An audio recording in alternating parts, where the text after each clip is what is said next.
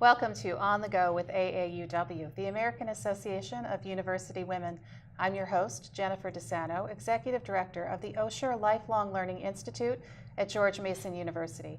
Our guests today are Matt Davis, the Founding Director of the Cheuse International Writers Center at George Mason University, and Bill Miller, Director of the MFA program at George Mason University. Thanks for joining us. Yeah, so happy to have you. Thanks for having us. Happy to be here. Great. Bill, you've been with us before. Yes. This is old hat for you. So many of our viewers may already know who Alan Cheuse was, as he was often a commentator, a literary critic that did a show with NPR, All Things Considered. And he was also a writer, so folks may have read his books.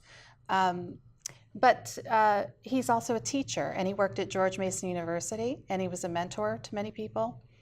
And then he unfortunately passed away due to a car accident in 2015. And then the Cheuse Center was developed in his honor. Was this a reaction to his death? Actually, no. We started working on the center before Alan's death. We didn't have a name for it.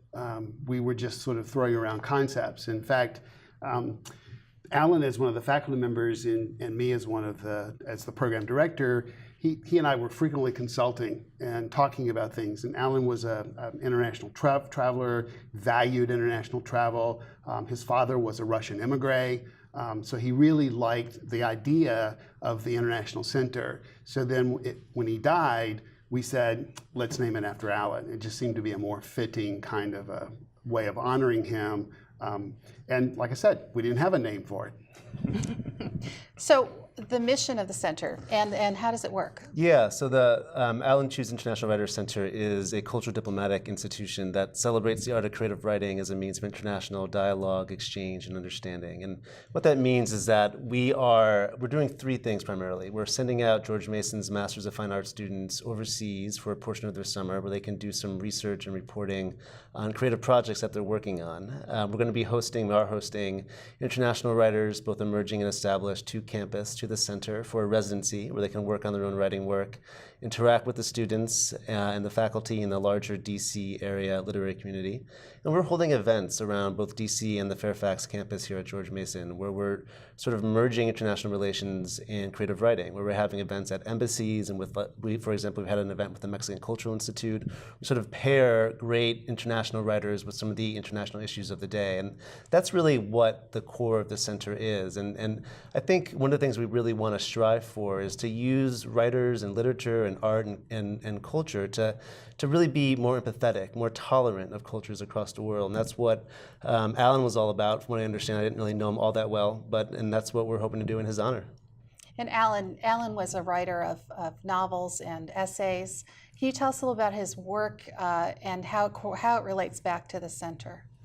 Actually, that's a very interesting thing because Alan started writing, graduates from undergrad school, he goes to graduate school, and then he's doing things like collecting tolls on the New Jersey Turnpike, trying to get his writing done.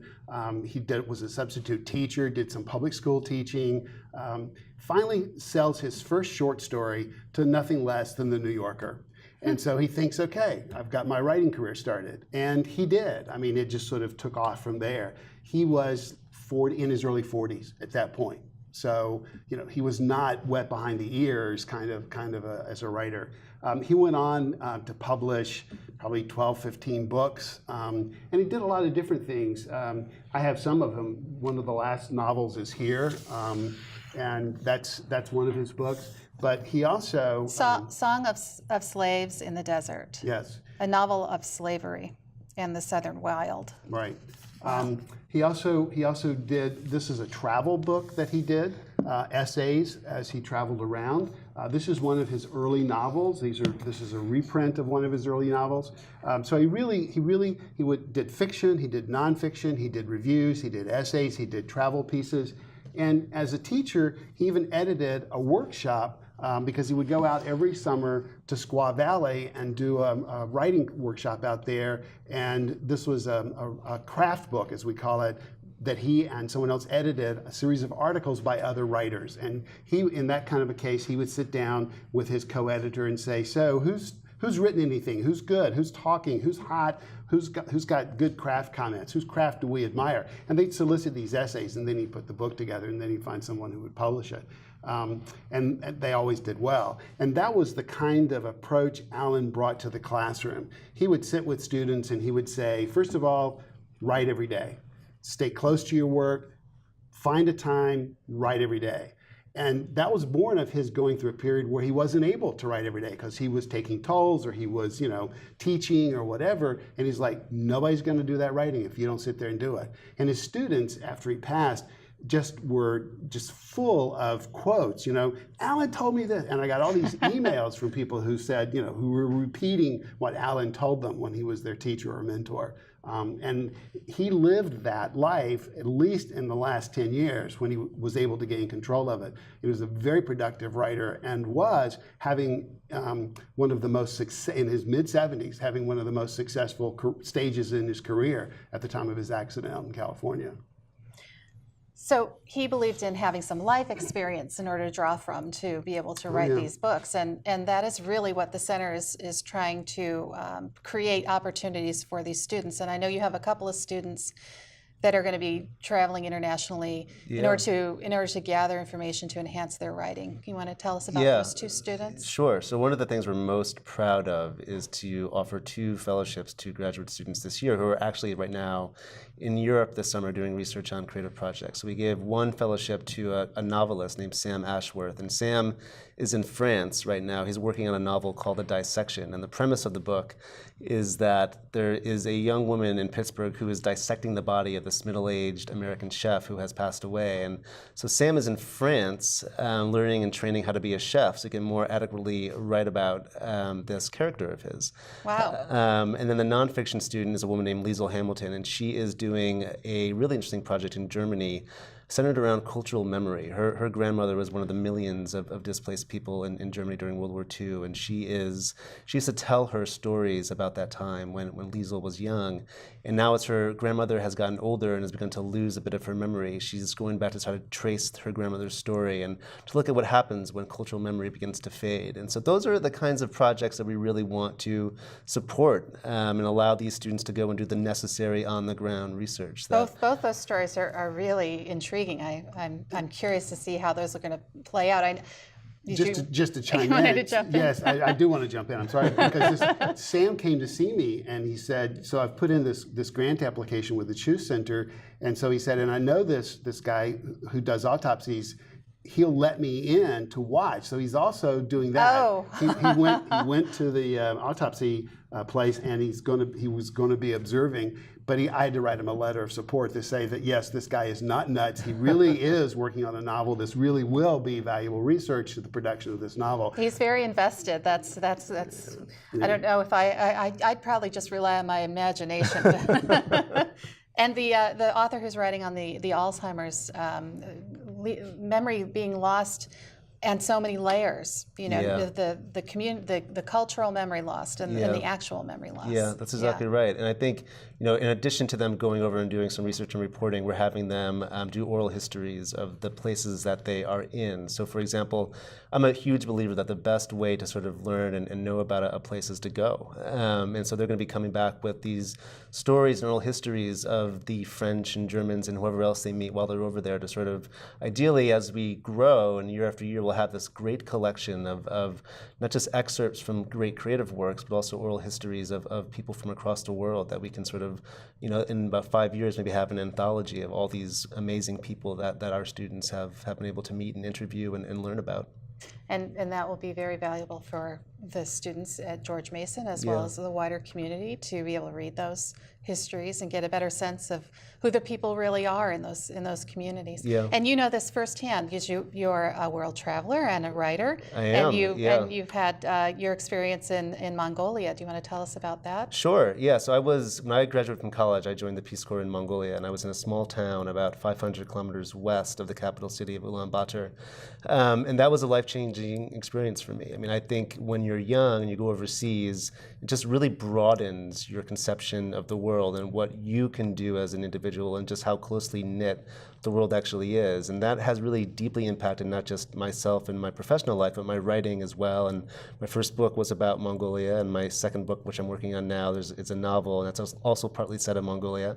So Mongolia has very much tickled my imagination. And I was overseas also in the Middle East on a Fulbright fellowship a few years ago. And so that was also another way for me to learn about a part of the world that I had not had a great deal of access to, and then a part of the world that is today, very much in the news and a little bit misunderstood, and that was a wonderful way for me to get sort of the hands-on knowledge of that part of the world. And so when the students go overseas, that's what I think I said a moment ago, am most excited about, because I think that really not just impacts your person, but it impacts your art, and that's what I really want to be able to help these students do.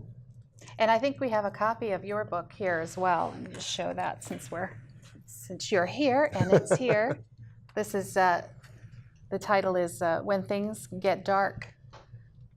A Mongolian Winter's Tale, which you should say when things get dark and very, very cold. And very, very cold, yes. Minus 40 at some point, which now seems actually kind of refreshing given the heat. Yes. Let me just jump in with another point. Go ahead. Matt and I actually met at a reception after Alan Cheuse's last reading here in D.C. And we were talking, Alan and I and some others have been talking about the center, and I met Matt, and he told me about his background, and I said, you might be a good figure to talk up to about this. And so he ended up being the person we hired last year to come in as the first director. That's a terrific story. It's nice that you had this connection and you came on board. It's been a little over a year. You want to talk about some of the successes of the first year? Sure. We've had a really dynamic first year. In addition to sending out our two students overseas this summer, we've had a bunch of different events, both on campus and off, that have really done what we've wanted to do, which is sort of merge. Washington, D.C. and George Mason are known both for its internationalism, and they're also both very literate places. And so we've had events at embassies that involved writers. We had events at bookstores and partnerships with, for example, the Mexican Cultural Institute or the Spanish Embassy. And those are the kinds of things that we're going to be doing again this upcoming year. And one of the things that we did in April, which I thought was really great, is we had what's called the Day of Translation, in which we had about 12 translators from across the world come to George Mason for a day of just talking about literary translation, the art of it, the politics of it, the craft of it. And those are the kinds of events that we really want to have. And we had Alan, in addition to being a great writer and a great teacher and a great commentator, was a beloved figure in the national and international literary community. So we've had friends of his, like Richard Ford, the great American novelist, come in May and do an event for us and a reading with us. And so those are the kinds of stuff that we've done in the past. And looking forward to this upcoming year, we'll be having our first international writers be in resident at the Cheuse Center, and we'll continue to send students overseas and continue to have the kinds of events and programming that we've really enjoyed both putting on and that we really see as sort of our calling card. And I think we have Richard Ford's book here. He's written a number of books, and just grab this one between them, which is a novel, a kind of a memoir about his parents. Right. Yeah. Yeah.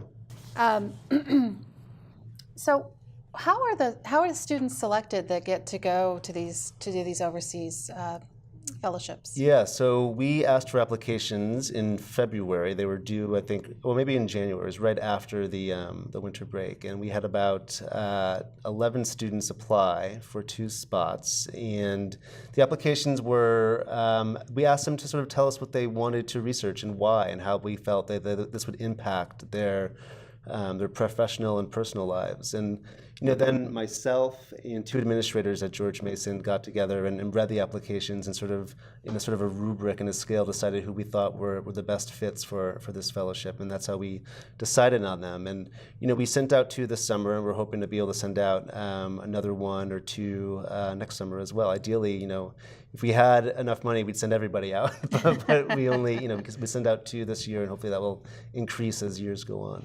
And what is the structure of the board? Do you have a board of directors? Do you have sponsorships, or are people donating and getting involved volunteering to help the center? All of that stuff. You're talking to one of our first board members right here. Bill has been, he's obviously been an incredible help, an incredible resource as we built this. And so Bill, we do have a board. Bill is on the board along with a couple of other people. And so we have a board structure, and we're also, we take donations and contributions from anyone who might be passionate about and interested in what we're doing. We've had some great events in both DC and in Fairfax that have really raised some money, and we're hoping to be able to do a lot more of that this upcoming year.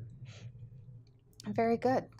A lot of partnerships with embassies and people like that, Yeah. too, organizational partners. Yeah, absolutely. Yeah, we've been very, very good at that in terms of establishing those relationships, and we hope to do more of that this year and in the future. That's wonderful. So, Bill, how is this inspiring your students? Well, I think that the students obviously were very inspired by the opportunity to compete for the chance to go abroad. Now, this was the first year of it, and that kind of thing catches a lot of people flat-footed. They're like, can I take a whole summer and go overseas, or 6 or 8 weeks? A lot of them are graduate teaching assistants. They're preparing for their fall classes. They're doing their own writing and their own research that may not involve international travel. But what I do know from talking to them is that this is a kind of an inspirational aspect.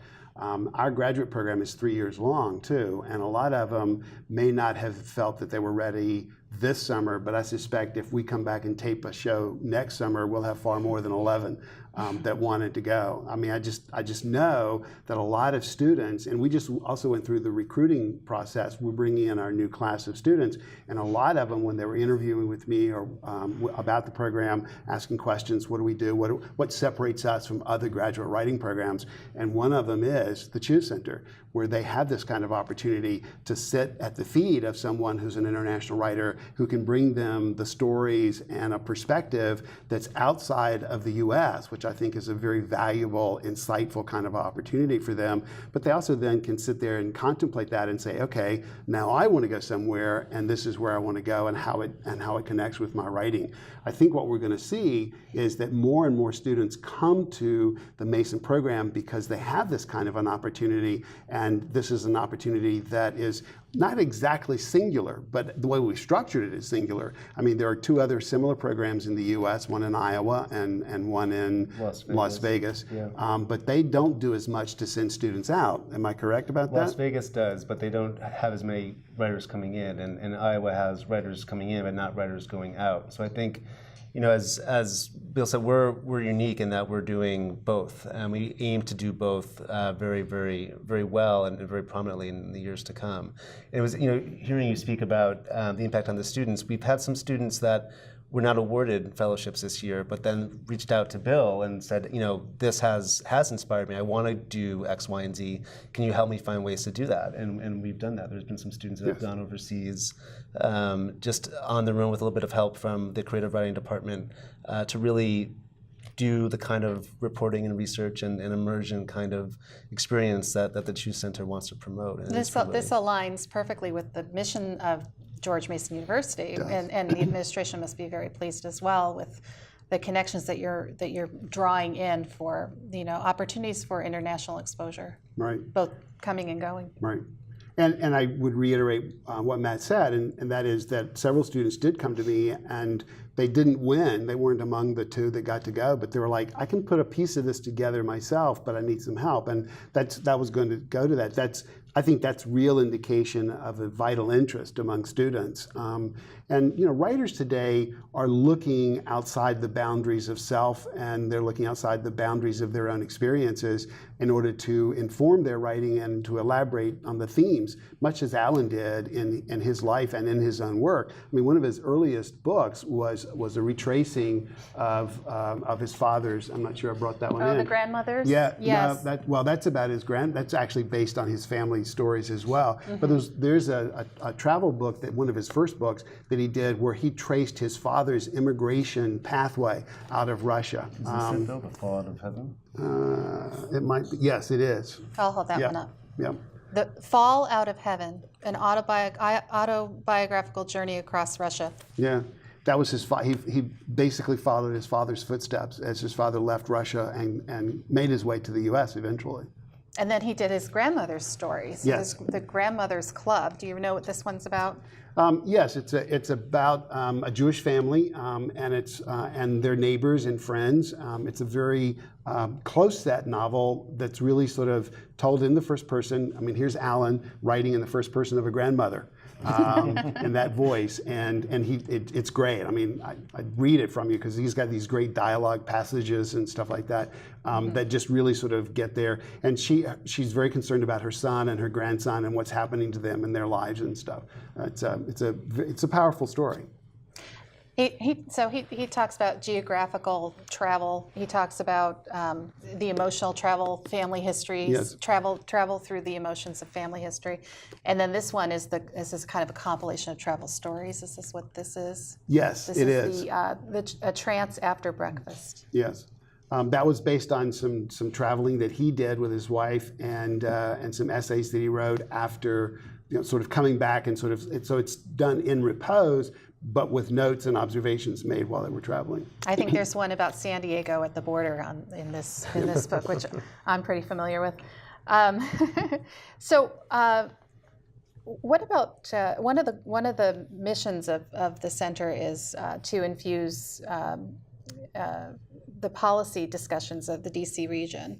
Can you explain or give us some examples of how Sure. the center's been able to accomplish some of that, or is that more of a goal at this point? Well, we've both done it, and it's something that we aim to do in the future. So, for example, with the Mexican Culture Institute, we're in the beginning stages of planning what we hope will be sort of an event centered around the literature of immigration and the literature of immigrants. And sort of, there's obviously so much discussion these days about immigration, about immigrants and the role of immigrants and the role of immigration. And so one of the things that we talked about doing, me and the people that run the Mexican Culture Institute in Washington, D.C., is to sort of have immigrant writers at the Mexican Culture Institute talk about their stories and talk about what they have written and sort of how through art, through literature, through creative writing, you can sort of tell this story of immigration, tell the story of immigrants. And so that's a really concrete way where we're sort of merging what's happening in the world of policy and politics with art and with literature.